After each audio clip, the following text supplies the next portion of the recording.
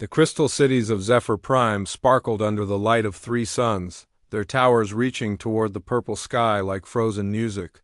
Ambassador Veltar moved through the High Council chambers with the flowing grace of his people, his crystalline body catching and reflecting the ambient light in patterns that spoke of deep worry. The Zephyrians had built their civilization on harmony and peace, their very biology making violence impossible to comprehend. But now that peace was about to be shattered forever. The holographic display before the council showed the same devastating images they had watched for days. The fourth planet of the Kepler system, once home to 2 billion Zephyrians, was now nothing but a smoking ruin. The Korthic Empire had arrived 3 rotations ago with their massive bioships, creatures bred for war that looked like living nightmares crossed with spacecraft. The Korthics themselves were even worse, insectoid beings with multiple arms ending in razor-sharp claws, their minds linked in a hive consciousness that made them move like a single deadly organism. Veltar's harmonics vibrated with sadness as he addressed the council. Honored ones, the Korthics have taken 3 of our worlds in as many rotations. Their pattern is always the same. They arrive without warning, destroy our orbital platforms, and then begin the harvest.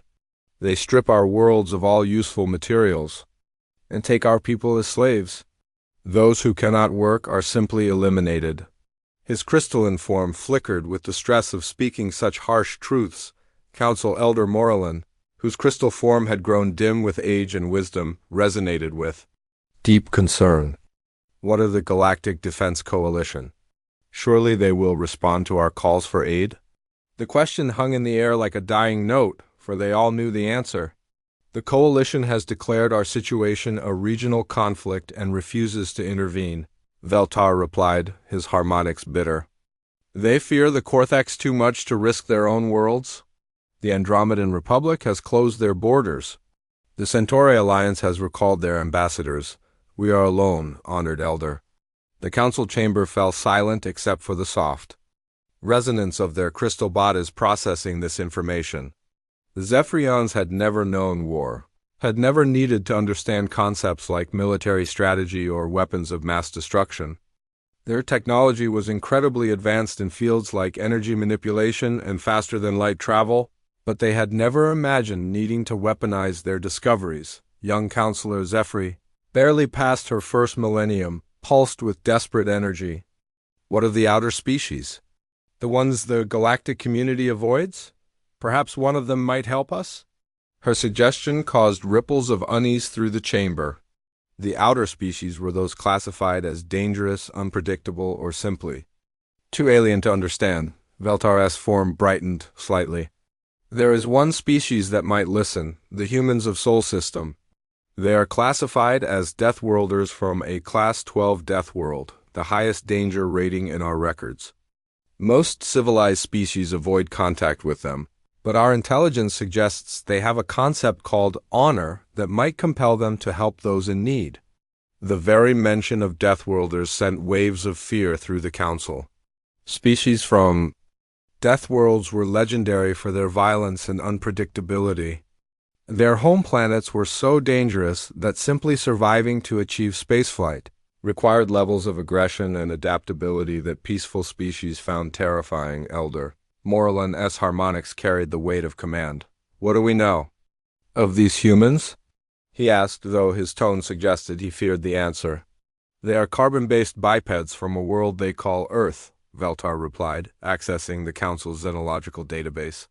Their planet has extreme weather, predatory animals, and regular catastrophic events. The humans develop not just intelligence but something called pack bonding, and protective instincts that make them defend others even at cost to themselves. They have recently achieved interstellar travel and have established colonies in their local systems. The database showed images of humans, and the Council recoiled at their appearance. Unlike the graceful, crystalline Zephyrians, humans appeared rough and primitive, with soft flesh and prominent teeth. Their eyes held an intensity that spoke of predatory heritage, and their facial expressions suggested emotional states that the Zephyrians found difficult to process. They appear capable of individual thought while maintaining group coordination, Veltar continued. This is apparently rare among Deathworld species. Most are either hive minds like the Korthax or completely solitary. Humans seem to balance both traits, making them incredibly adaptable. Counselor Zephyr pulsed with increasing urgency. The Korthax will reach our core worlds within 30 rotations. If we are to contact these humans, we must do so now. Each day of delay means more of our people die. The debate that followed was swift by Zephyrian standards, lasting only 2 full rotations. The decision was unanimous once Elder Moralen pointed out the harsh reality. We can die with our principles intact, or we can seek help from beings we do not understand. The choice is survival or extinction. The transmission was prepared carefully, translated into the mathematical language that all spacefaring species understood. It contained detailed information about Zephyrian technology, their current situation, and a desperate plea for aid. Most importantly, it included an offer, all of their advanced technology in exchange for protection against the Korthek threat, light years away in the Luna Station orbiting Earth's moon. Admiral Jake Morrison was reviewing patrol reports when the transmission arrived. Luna Station was humanity's first major space installation, a massive structure that served as headquarters for the Colonial Defense Network. Morrison had been in command for 5 years, ever since the Martian colonial wars had ended and humanity had begun looking toward the stars. Morrison was typical of the officers who had risen through the ranks during humanity's expansion into space. He was in his 50s, with graying hair and the kind of steady eyes that came from making life-and-death decisions. He had served in the asteroid belt conflicts and understood both the promise and the dangers of interstellar contact, the transmissions. Arrival caused immediate excitement among the Luna Station communications team. First contact with an alien species was something humanity had hoped for but never quite expected. Lieutenant Sam Rodriguez, Morrison's communications specialist, ran the initial analysis. "Sir, this is unprecedented," Rodriguez reported, his voice tight with excitement. "The transmission includes detailed technical specifications for faster-than-light travel, energy manipulation, and what appears to be some form of matter conversion technology. The sender identifies themselves as the Zephyrian Confederation and claims to be under attack by something called the Korthik Empire." Morrison studied the data carefully. His experience had taught him to be suspicious of offers that seemed too good to be true, but the desperate tone of the message and the technical details suggested authenticity. "What do we know about their attackers?" he asked. "The Kortheks appear to be a militaristic hive mind species," Rodriguez replied, pulling up the relevant sections of the transmission. "According to the Zephyrians, they have conquered over 200 star systems and are systematically destroying anyone who opposes them. The Zephyrians describe them as impossible to negotiate with and dedicated to conquest above all else." Morrison felt a familiar chill. Humanity had dealt with fanatical enemies before, but never on an interstellar scale. The idea of a species dedicated purely to conquest was both terrifying and familiar. "Recommendations?" he asked his staff. Captain Lisa Carter, Morrison's tactical advisor, was the first to respond. Carter was younger than Morrison, but had earned her position through exceptional performance in the belt conflicts. She was known for her ability to think quickly under pressure and her talent for unconventional solutions. "Sir, if this transmission is genuine, we're looking at a potential humanitarian crisis on a galactic scale," Carter said. "The Zephyrians are offering us technology that could advance human civilization by centuries. In exchange, they're asking for protection against an enemy that threatens to exterminate them entirely." Morrison nodded slowly. "And if it's a trap? Then we'll deal with it the same way we've dealt with every other threat," Carter replied with a slight smile. "We'll adapt, overcome, and probably learn something useful in the process." The decision to respond was made within hours. Morrison authorized the deployment of a small but capable fleet to investigate the Zephyrian situation. If the transmission was genuine, humanity would honor the request for aid. If it was a trap, they would be ready for that too, Doc Captain, Carter was selected to lead the response fleet aboard the UES Retribution, humanity's most advanced warship. The ship was a product of lessons learned in the Belt conflicts, designed for long-range operations and equipped with the latest human technology. Her crew included Commander Ryan Hayes, a former Marine who had transferred to the Navy, and Lieutenant Rodriguez, who would serve as both communications officer and first contact specialist. The human fleet dropped out of hyperspace at the edge of the Zephyr system, their sensors immediately picking up the massive energy signatures of the crystal cities below. Captain Lisa Carter stood on the bridge of the UES Retribution, watching the tactical displays with growing amazement. The Zephyrian homeworld was unlike anything in human experience, its surface covered with structures that seemed to grow rather than being built, all of them pulsing with soft light that created patterns visible even from orbit. "My God," whispered Lieutenant Rodriguez from his communications station. "The energy readings are off the charts. Those cities are generating more power than our entire fleet combined." His instruments were detecting technology that human science could barely comprehend, systems that manipulated matter and energy in ways that should have been impossible. Commander Hayes moved to the tactical station, his Marine training automatically assessing the defensive capabilities of what they were seeing. "No orbital defenses, no weapon platforms, no military installations at all," he reported with disbelief. "Captain, these people are completely defenseless. If the Korthiks are half as dangerous as the transmission suggested, I don't understand how the Zephyrians have survived this long." Carter nodded grimly. The lack of any military presence was both impressive and terrifying. A civilization advanced enough to build cities that could be seen from space, yet with no concept of protecting themselves from hostile forces. "Send the standard first contact protocols," she ordered. "Let them know we're here to help." The response came faster than expected, and when it did, it changed everything the humans thought they knew about alien contact. Instead of radio signals or energy beams, the Zephyrians communicated through harmonic resonance that somehow translated directly into human language. The voice that filled the bridge was musical, almost like singing, but the words were perfectly clear. "Human vessels, we welcome you with gratitude beyond expression. I am Ambassador Veltar of the High Council. We have prepared a landing area for your representatives. Please, time is precious. The Korthaks continue their advance, and we fear they will reach our core worlds within 27 rotations." Dr. Amy Thompson, the fleet's xenobiologist, looked up from her instruments with excitement. "Captain, this is incredible. They're not using any form of electromagnetic communication. It's as if they're somehow resonating with the quantum field itself. The implications for physics are staggering." Carter made the decision quickly. "Commander Hayes, Dr. Thompson, Lieutenant Rodriguez, you're with me. We're going down to meet these people face to face. Maintain standard security protocols, but remember they asked for our help. Let's see what we're dealing with." The shuttle ride to the planet's surface was unlike anything the humans had experienced. The Zephyrian cities grew larger as they descended, revealing architecture that seemed to blend organic curves with crystalline precision. Spires twisted skyward like frozen music, and bridges of pure light connected structures that floated without visible support.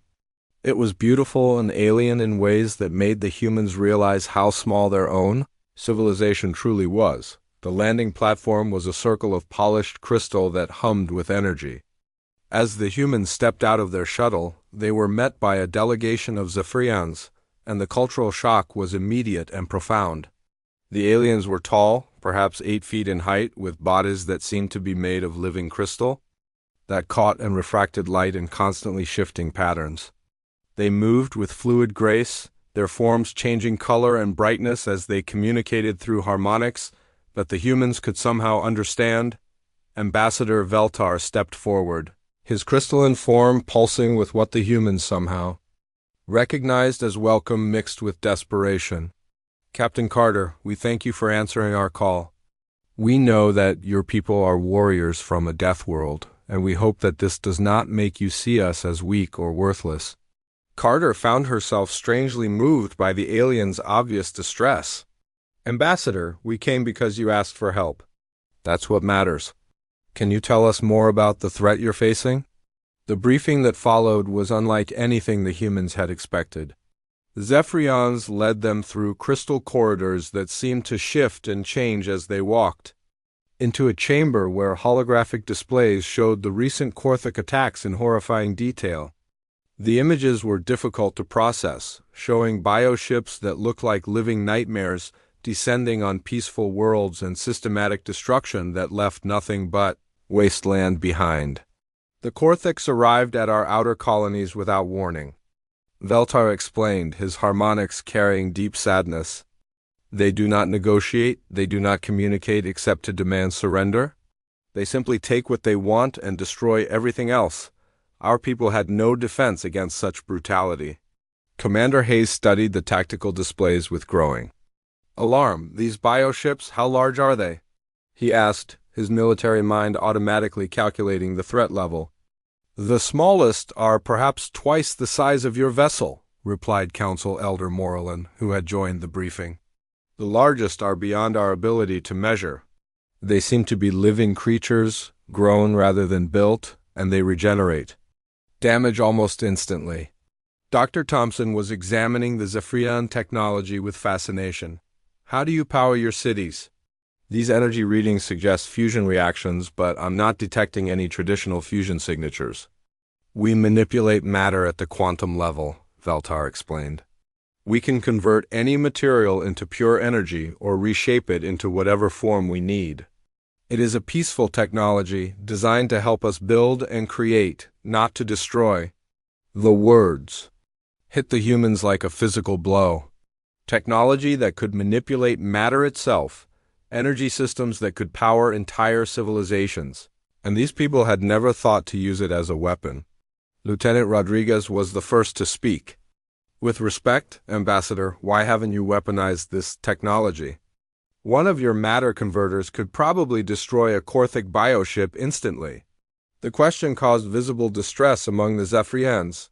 Their crystal forms flickered with patterns that the humans were beginning to recognize as confusion and fear. We cannot, Morlin replied, his harmonics carrying something that might have been shame. Our minds are not capable of conceiving violence. It is not that we choose not to fight. It is that we literally cannot understand how to use our technology to cause harm. The implications were staggering. Commander Hayes exchanged glances with Captain Carter, both of them beginning to understand the magnitude of what they were facing. Show us the Korthics, Carter said quietly. We need to understand what we're dealing with. The holographic display changed, showing images captured during the recent attacks. The Korthics were insectoid nightmares standing nearly 10 feet, tall with multiple arms ending in razor-sharp claws. Their exoskeletons were black and chitinous, and their eyes glowed with an intelligence that was both alien and malevolent. But it was their behavior that truly disturbed the humans. They move as one, Hayes observed, watching the recordings. Perfect coordination, no hesitation, no individual thought. It's like watching a single organism with thousands of bodies. That is exactly what they are, Veltar confirmed. The Korthics are a hive mind species. Each individual is connected to a central consciousness that coordinates their actions across entire star systems. They do not feel pain or fear as individuals, and they reproduce rapidly. A single Korthak can spawn dozens of offspring in a matter of days. Dr. Thompson was taking notes rapidly. A hive mind that spans star systems? That's theoretically impossible. The speed of light limitations alone would make real-time coordination impossible across such distances. They have solved this problem through methods we do not understand, Morlin replied. Their bioships use some form of quantum entanglement that allows instantaneous communication across any distance. When they attack, every Korthak in the galaxy knows about it immediately. The briefing continued for hours, with the humans learning more about the scope of the threat. The Korthic Empire controlled over 200 star systems, had been expanding for centuries, and had never been successfully resisted by any species. They were not just conquerors but exterminators, viewing all other life as either useful resources or obstacles to be eliminated. As the meeting concluded, Captain Carter found herself facing a decision that would affect both species. The Zephyrians were offering technology that could advance human civilization by centuries, but in exchange, they were asking humanity to fight a war against an enemy that had never been defeated. "We need to contact Earth," she told her team as they returned to their shuttle. "Admiral Morrison needs to know what we're dealing with here. This isn't just about helping one species, it's about preventing a galactic genocide." Commander Hayes was already running tactical calculations. "Captain, with respect, I don't think we have time to wait for reinforcements. The Korthax are advancing on multiple fronts. If we don't act soon, there won't be any Zephyrians left to save." Dr. Thompson looked up from her notes with excitement. "But think about what we could accomplish with their technology. Matter manipulation, quantum communication, unlimited energy sources. We could revolutionize human civilization overnight." The emergency transmission reached Earth within hours of the first contact report, and the response was immediate and massive. President Karen Williams stood in the Situation Room deep beneath the White House, surrounded by military advisors and scientists, all studying the data that Captain Carter had transmitted. The holographic displays showed Zephyrian technology specifications that made Earth's greatest achievements look primitive by comparison. "Ladies and gentlemen," Williams said, her voice carrying the weight of command, "we are facing the most significant decision in human history. An alien species has offered us technology that could revolutionize our civilization in exchange for military protection against an enemy that has never been defeated. I need recommendations, and I need them now." General Marcus Bell, the chairman of the Joint Chiefs, was the first to respond. Bell was a legend in military circles. Having led the final assault that ended the Martian colonial wars, he was known for his ability to see the strategic implications of any situation and, for never backing down from a fight that needed to be fought. "Madam President, the intelligence we've received suggests that this Korthic Empire represents a threat not just to the Zephyrians, but potentially to all life in the galaxy," Bell said, his voice steady despite the magnitude of what he was describing. "If they're expanding at the rate reported, they'll eventually reach human space. Better to fight them now with allies and advanced technology than to face them alone later." Secretary of Defense Janet Palmer leaned forward, her expression troubled. "General, we're talking about committing our entire military to a war against an enemy we know nothing about in a part of space we've never explored. The risk is enormous."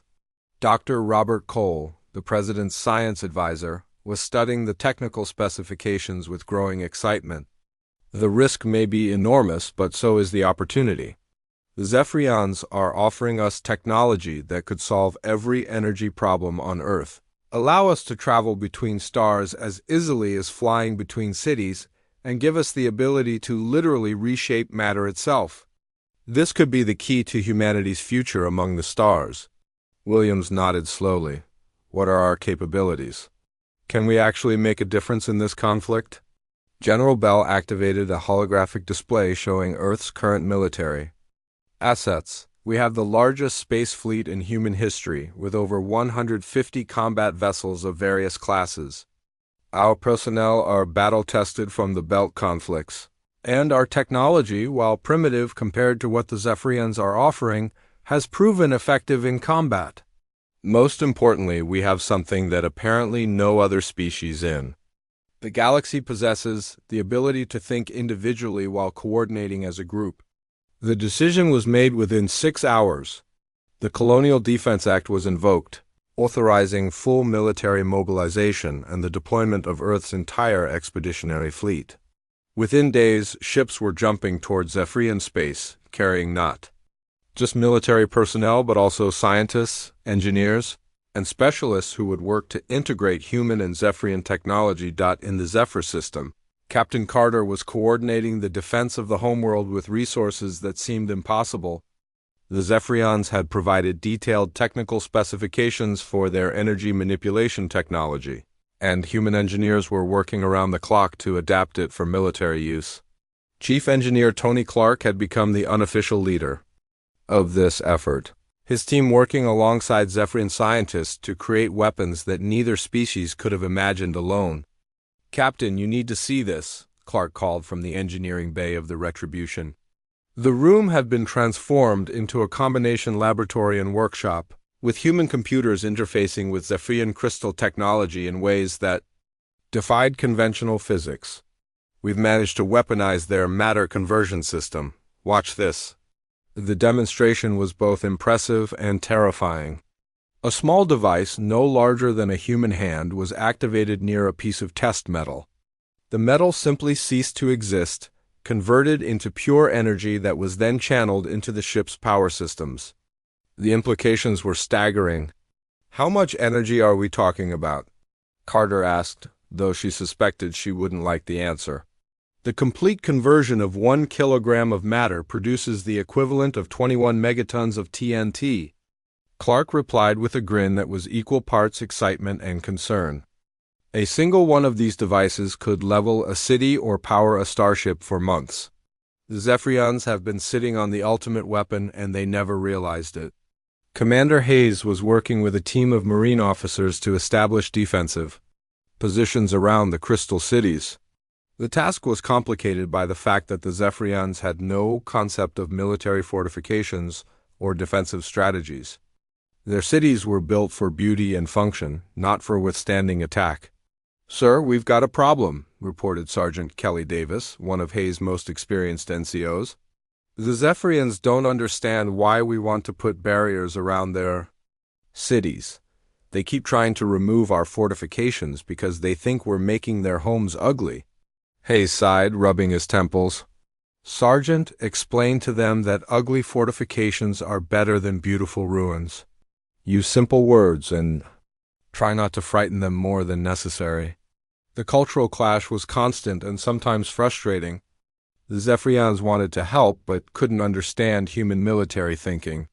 They offered to make the defensive barriers transparent or to shape them into more pleasing forms, not realizing that effectiveness mattered more than appearance in warfare. Dr. Thompson was making remarkable discoveries about Zephyrian biology and technology. Working with Zephyrian scientists, she had begun to understand how their crystalline nervous systems functioned and why they were incapable of violence. The discovery had profound implications for both species. "Their brain structure is fundamentally different from ours," she explained to Captain Carter during a briefing.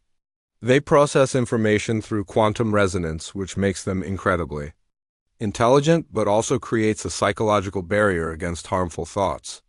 They literally cannot conceive of using their technology to hurt someone. But we can," Carter replied grimly. "The question is whether we can integrate their technology with our systems fast enough to make a difference." The answer came sooner than expected. Lieutenant Rodriguez's communications equipment, enhanced with Zephyrian quantum resonance technology, detected the approach of the Korthic fleet while they were still 3 light-years away. The readings were unlike anything in human experience. "Captain, I'm reading over 50 bioships approaching from multiple vectors," Rodriguez reported, his voice tight with tension. "They're not using conventional propulsion.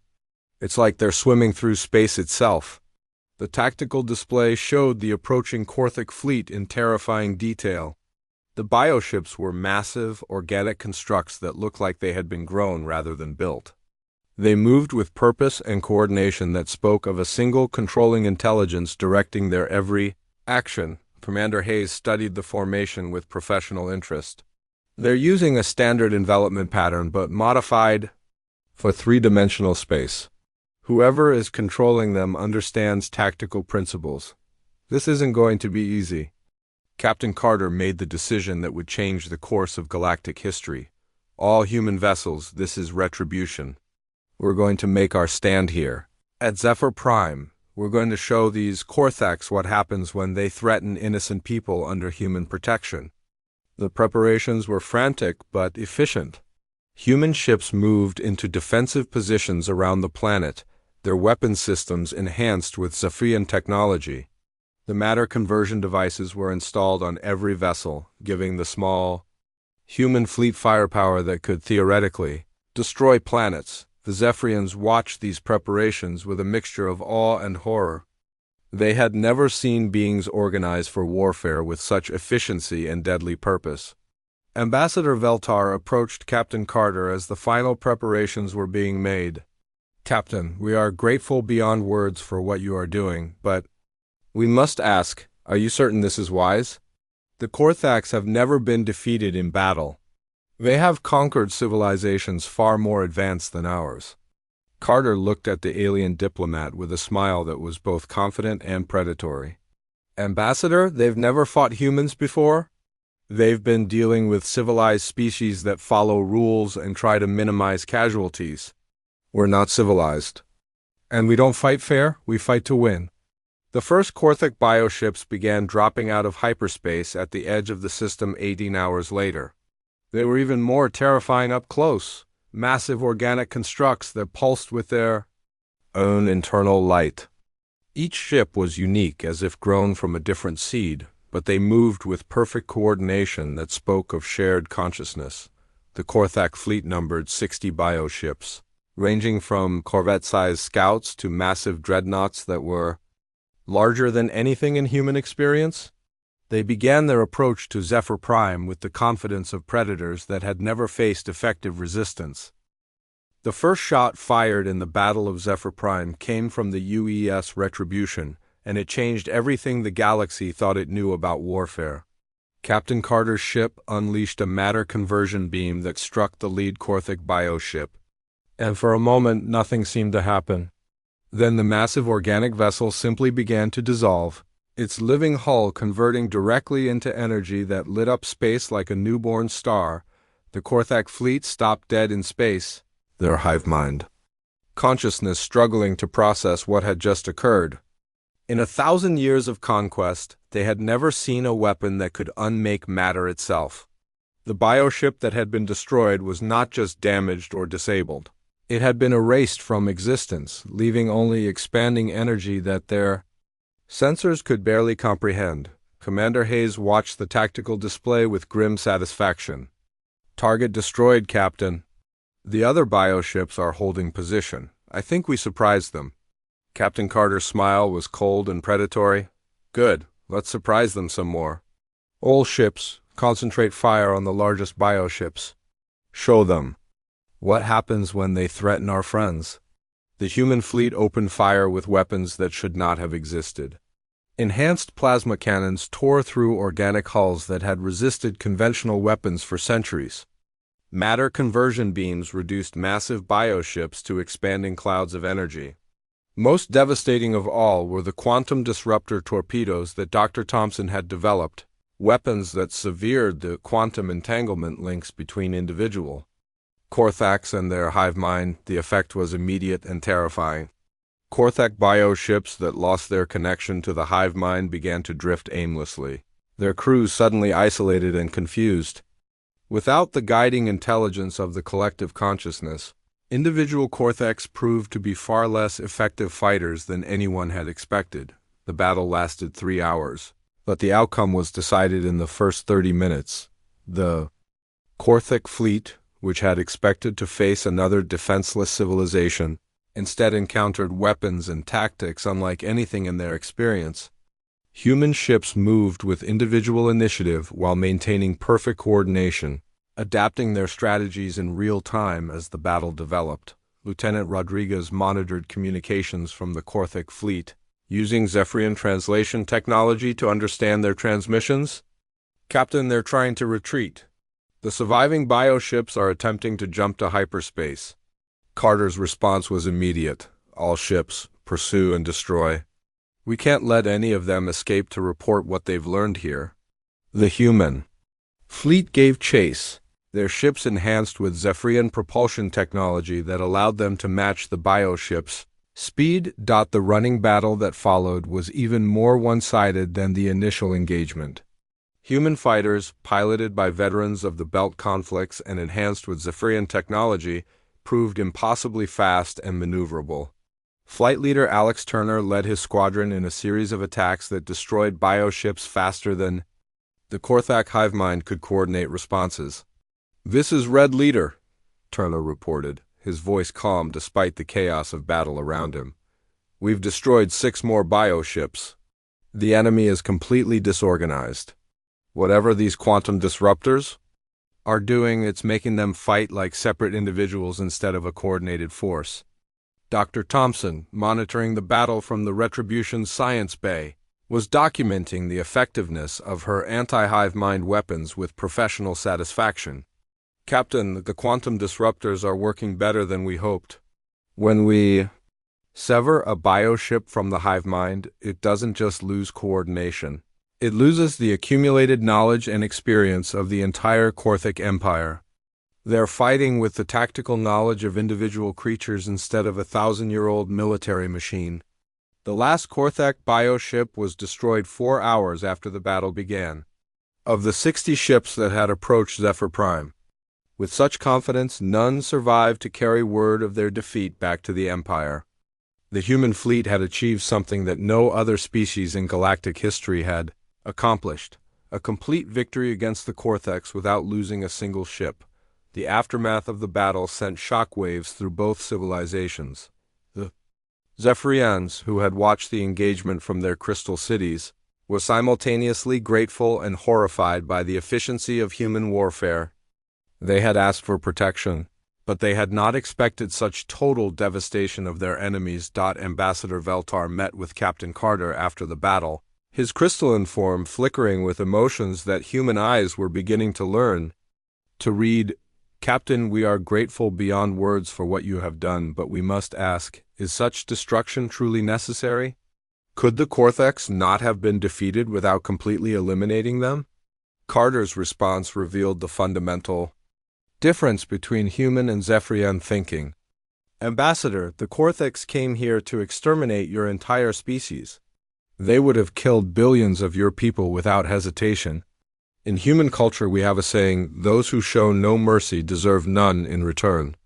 The news of the victory reached Earth within days, and the response was immediate and overwhelming. President Williams authorized the deployment of Earth's entire military capability to Zephyrian space. General Bell arrived aboard the supercarrier U.S. Leviathan with a fleet of 50 ships and 100,000 personnel, all volunteers eager to fight alongside their new alien allies. The integration of human military doctrine with Zephyrian technology accelerated rapidly. Engineer Chief Tony Clark established production facilities on Zephyr Prime that could manufacture enhanced weapons and equipment faster than anything in human history.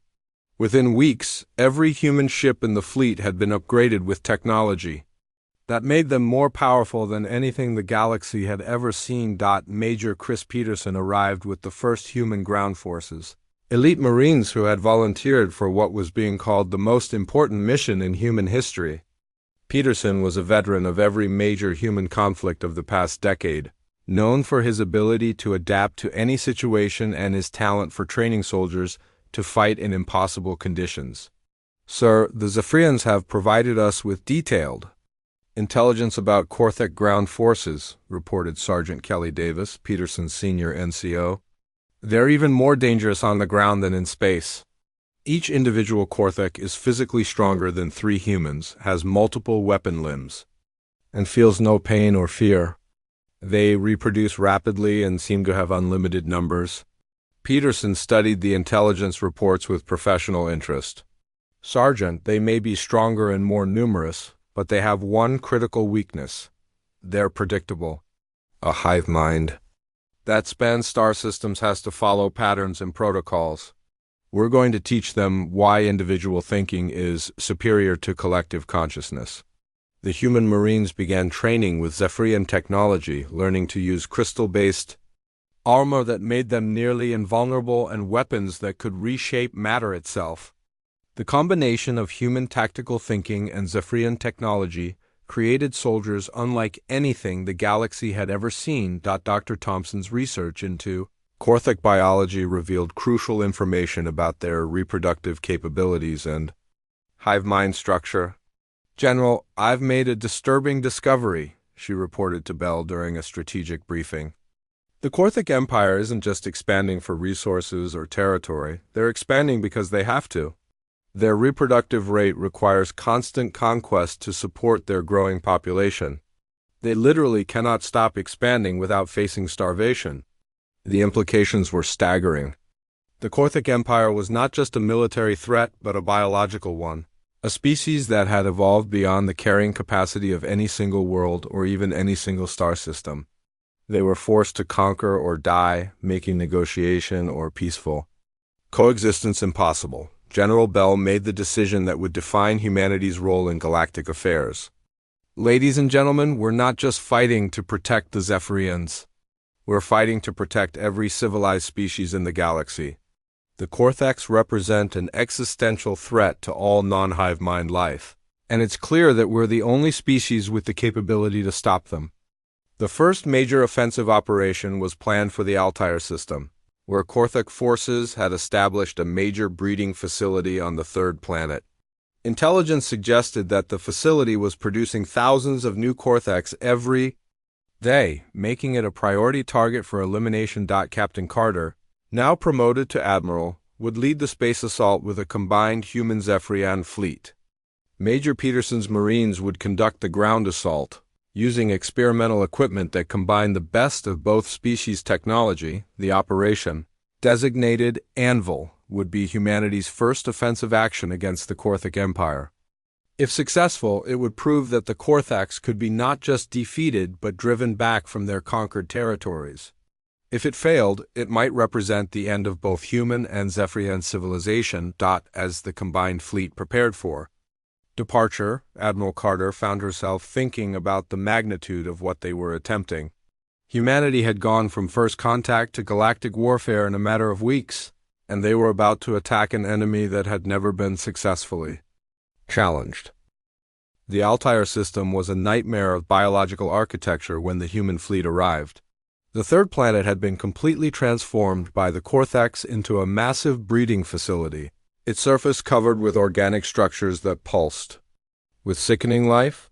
From orbit, Admiral Carter could see the grotesque towers where new Korthic warriors were being grown in vast biochambers, thousands of them emerging every day to join the endless armies of the Empire. "My God," whispered Commander Hayes from his position at the tactical station. "They've turned an entire world into a factory for producing soldiers." The energy readings suggest they're processing the planet's core to fuel their reproduction systems. Dr. Thompson's analysis of the biological readings was even more disturbing. "Admiral, I'm detecting over 50 million active Korthic signatures on the planet's surface, with thousands more being created every hour. This isn't just a military base, it's the heart of their expansion capability. If we can destroy this facility, we could cripple their ability to reinforce their conquered territories."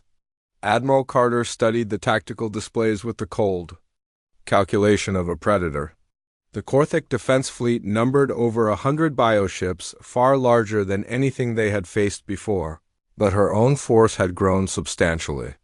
She now commanded 30 human vessels, all enhanced with Zephyrian technology, plus 20 Zephyrian support ships that could provide real-time tactical coordination through their quantum communication networks. "General Bell, are your Marines ready for the ground assault?" she asked through the quantum communication link that connected her ship to the troop transports. General Bell's response came immediately, his voice carrying the confidence of a man who had never lost a battle. "Admiral, Major Peterson's Marines have been training for weeks with the new equipment. They're eager to show the Korthics what human ground forces can accomplish when properly equipped." The battle for Altair began with a coordinated assault that demonstrated the full extent of human tactical innovation. Admiral Carter's fleet approached from multiple vectors, using Zephyrian stealth technology to mask their signatures until they were already within the enemy's defensive perimeter. The Korthic bioships, expecting to face the kinds of straightforward attacks they had encountered from other species, were completely unprepared for the complexity of human strategy. The opening salvo was devastating. Human ships equipped with matter conversion weapons began systematically destroying the largest bioships. while quantum disruptor torpedoes severed smaller vessels from the hive mind.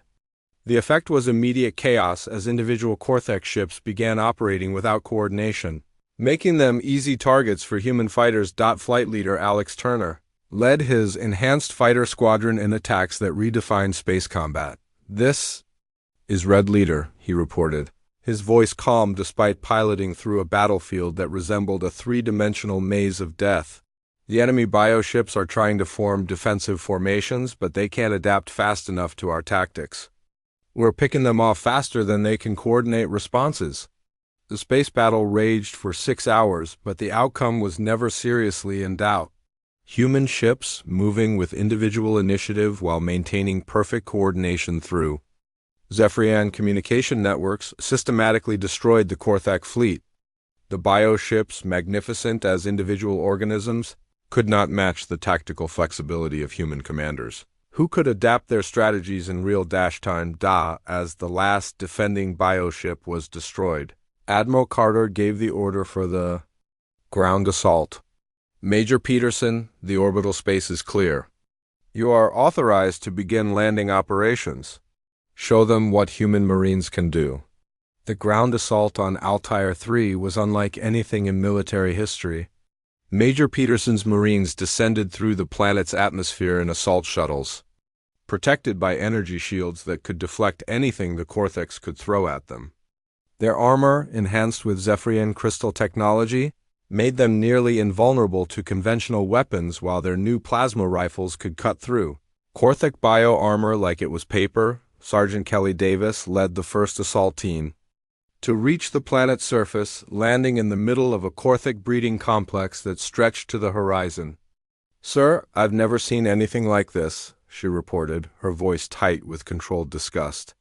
"The entire area is covered with organic structures that are literally growing new Corthacs. We can see them emerging from the biochambers already, fully armed and ready for combat." The Corthacs responded to the human landing with typical hive mind efficiency. Thousands of warriors converged on the landing sites, their multiple weapon limbs firing bioprojectiles that would have devastated any conventional force. But Peterson's Marines were far from conventional. "Contact front," called Corporal Mike Johnson as his squad engaged the first wave of Corthac warriors. "They're fast and strong, but their weapons can't penetrate our armor. These crystal shields are incredible." His plasma rifle cut down 3 Corthacs in rapid succession, their bio-armor offering no protection against weapons that operated at the molecular level. The battle that followed redefined ground warfare. Human Marines, protected by armor that made them nearly immune to Corthac weapons, advanced steadily through the breeding complexes while their enhanced weapons systematically destroyed everything in their path. The Corthacs, despite their numerical superiority and physical advantages, could not adapt to an enemy that fought with such individual creativity and tactical flexibility. Dr. Thompson, monitoring the battle from orbit, made a crucial discovery about Corthac psychology. "Admiral, I'm detecting massive disruption in their hive mind communications. The quantum disruptors aren't just severing individual units. They're creating feedback loops that are affecting the entire planetary consciousness. The Corthacs are experiencing something they've never encountered before: genuine confusion and fear." The implications were staggering. The Corthac hive mind, evolved to process conquest and victory, was psychologically unprepared for defeat. As human forces continued their advance, destroying breeding facilities and severing hive mind connections, the planetary consciousness began to fracture. Major Peterson led the assault on the central breeding complex, a massive organic structure that housed the planetary queen mind responsible for coordinating all Corthac activity in the system.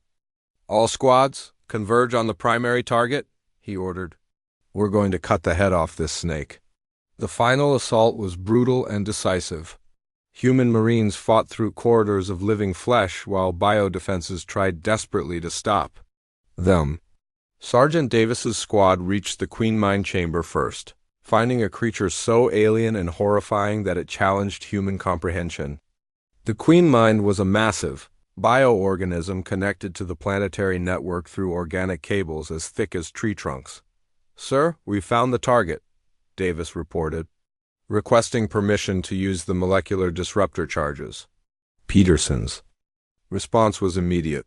Permission granted. Destroy that thing and everything connected to it. The destruction of the Altair Queen Mines sent shockwaves through the Korthic Empire that could be felt across dozens of star systems. The sudden loss of a major breeding facility and planetary coordinator created gaps in their hive mind network that affected military operations throughout their territory. News of the victory spread rapidly through both human and Zephyrian communication networks. The impossible had happened.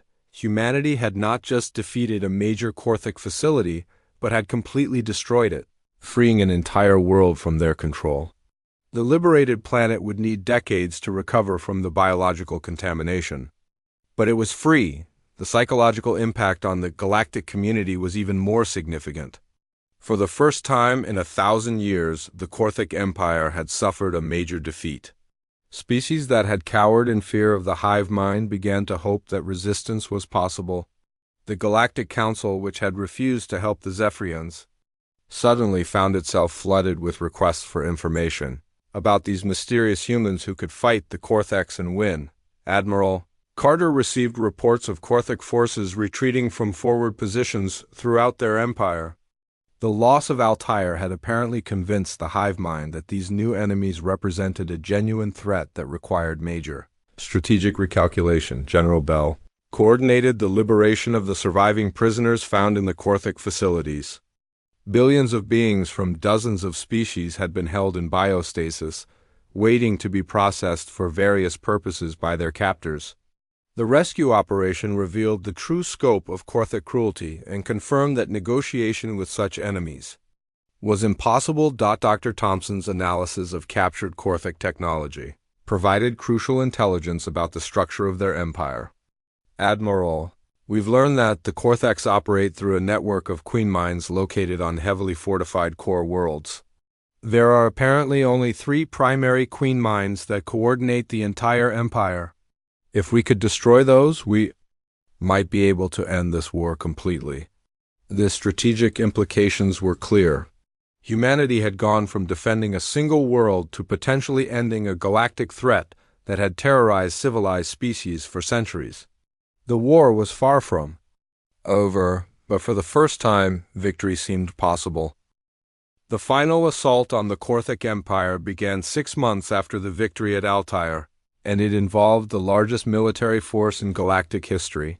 Admiral Jake Morrison arrived from Earth commanding a fleet of over 400 ships, including vessels from dozens of species that had finally found the courage to join the fight against their ancient oppressors. The sight of the assembled armada was magnificent and terrifying. Stretching across space like a constellation of deadly stars, the target was the Korthic core worlds, 3 ancient planets where the original queen mines had ruled for millennia. Intelligence gathered from liberated prisoners and captured bioships had revealed the locations of these ultimate centers of Korthic power. Destroying them would sever the hive mind connections that held the entire empire together, potentially ending the threat forever. Admiral Carter stood on the bridge of her flagship, now called the Use Liberation, studying the tactical displays that showed the approaching battle. The first target was Korthic Prime, the original homeworld of the species and site of the eldest queen mind. The planet was protected by defensive systems that had been growing and evolving for over 1,000 years. Admiral, the defensive readings are unlike anything we've encountered, reported Commander Hayes, who had been promoted to serve as her tactical coordinator. The entire planet appears to be one massive biofortress. I'm counting over 500 defensive bioships in orbit, plus planetary defense systems that seem to be integrated directly into the planet's crust. Dr. Thompson, now serving as the fleet's chief science officer, had been analyzing Korthic technology for months. The queen mines aren't just commanders, they're living computers that process information for the entire species. Destroying them won't just end their coordination, it will effectively lobotomize every Korthic in the galaxy. They'll revert to their pre-sapient state as simple predatory insects. The moral implications were staggering, but Admiral Morrison had made the decision weeks earlier. The Korthax chose to become a species dedicated to exterminating all other life. They've had 1,000 years to change course, and instead they've only become more destructive. The galaxy will be safer without them. The assault on Korthak Prime began with a coordinated attack that used every technological advantage humanity and their allies had developed. Zephyrian stealth technology allowed the human fleet to approach undetected, while quantum disruptor weapons began severing the defensive bioships from their hive mind connections. Before the battle even began, the space battle that followed was epic in scale but surprisingly brief. The Korthak defenders, cut off from their coordinating intelligence, fought as individual ships rather than as a unified fleet. Human commanders, supported by Zephyrian communication networks and allied species with their own unique technologies, systematically destroyed the enemy forces with tactics that adapted faster than the hive mind. Could process. Flight leader Alex Turner, now commanding an entire fighter wing, led the assault on the planetary defense installations. "This is Red Leader," he reported as his squadron dove through the planet's atmosphere. "The biodefenses are massive, but they're operating on pre-programmed responses. They can't adapt to our attack patterns fast enough." The ground assault was led by Major Peterson, whose Marines had become legendary throughout the galaxy for their ability to fight impossible odds and win. The landing sites were the most heavily defended locations in Korthak space, but the Marines had equipment and training that made them nearly unstoppable. "Sir, we've breached the outer defenses," reported Sergeant Davis, her voice calm despite fighting through what amounted to a living hell. "The biodefenses are incredible, but our crystal armor is holding. These Zephyrian shields can absorb energy weapons that would vaporize a normal human." The advance toward the primary Queen Mine took 18 hours of continuous combat. Human Marines fought through corridors of living flesh that tried to digest them, past bioweapons that fired acid and poison, against Korthak warriors that were larger and more vicious than anything they had encountered before. But humanity's greatest advantage was not their technology, but their psychology. "The Korthaks don't understand individual initiative," Peterson explained to his squad leaders during a brief pause in the fighting. "They're waiting for orders from a Queen Mine that we've already isolated. They're fighting with the tactical knowledge of individual creatures instead of 1,000-year-old military intelligence." The destruction of the first Queen Mine was both climactic and anticlimactic. The creature itself was enormous, a biomass the size of a building that pulsed with the neural activity of an entire species. When Sergeant Davis activated the molecular disruptor charges that destroyed it, the effect was immediate and galaxy-wide. Across hundreds of star systems, Korthak forces simply stopped fighting. Bioships drifted aimlessly as their crews reverted to their pre-sapient state. Ground forces wandered in confusion, no longer able to coordinate their actions or even remember why they were fighting. The destruction of a single organism had effectively ended the threat posed by trillions of Korthak warriors. Admiral Carter coordinated the assault on the second core world, Nephis, where Commander Hayes led a combined force of human and allied vessels against defenses that were already failing as the hive mind network collapsed. The battle was almost too easy, with Korthak forces offering only token resistance as their coordination systems shut down. The final battle occurred at Terminus, the oldest Korthak world and site of the original Queen Mine that had started their expansion centuries earlier. Major Peterson's Marines fought through the planet's core to reach a creature so ancient and massive that it had become part of the planet's geology. "Sir, this thing has been growing for over 1,000 years, reported Corporal Johnson as his squad set charges around the final Queen Mine. It's connected to bio-networks that span the entire planet. Destroying it might cause seismic activity." Peterson's response was immediate. "Then we'd better get off this rock fast.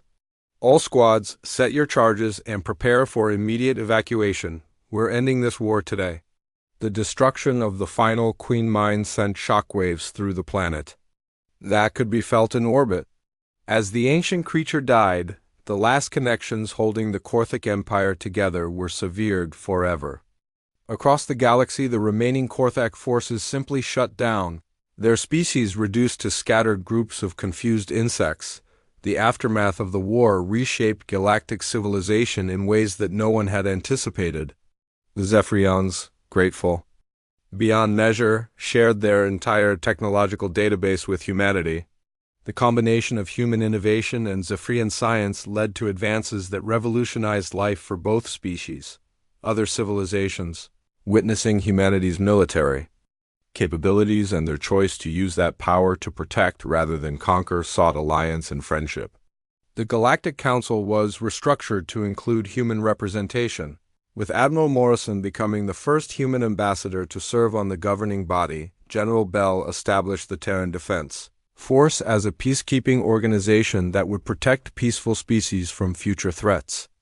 The liberated worlds that had suffered under Korthic rule were offered assistance in rebuilding their civilizations, with human engineering and Zephyrian technology working together to heal the damage of centuries. Dr. Thompson established research facilities where scientists from dozens of species worked together to develop technologies for creation rather than destruction. The advances in medicine, energy production, and space travel that resulted from this cooperation exceeded anything any single species could have achieved alone. The final scene of the war took place on Zephyr Prime, where Captain Carter, now Fleet Admiral of the combined human Zephyrian fleet, oversaw the construction of joint colonies that would serve as symbols of cooperation between species. The crystal cities of the Zephyrians now stood alongside human settlements, creating communities where different forms of life could thrive together. Ambassador Veltar approached Carter as she watched the construction of a new research facility. Admiral, we called for aid when we faced extinction. We expected soldiers to help us fight. Instead, you brought us partners who helped us build a better future. Carter's response reflected the growth that both species had experienced during their time together. Ambassador, we came here as warriors, but we learned to be builders. The universe is vast and dangerous, but it's also full of possibilities. When different species work together instead of fighting each other. The story concluded with a message that echoed across the galaxy. Humanity had entered the galactic community as unknown Deathworlders responding to a desperate plea for help. They had become known as the species that chose to protect rather than conquer, to build rather than destroy, and to turn their strength toward creating a universe where peaceful civilizations could thrive without fear. The Korthic Empire was gone, but its defeat had created something more valuable than victory. It had proven that cooperation between different species could overcome any threat.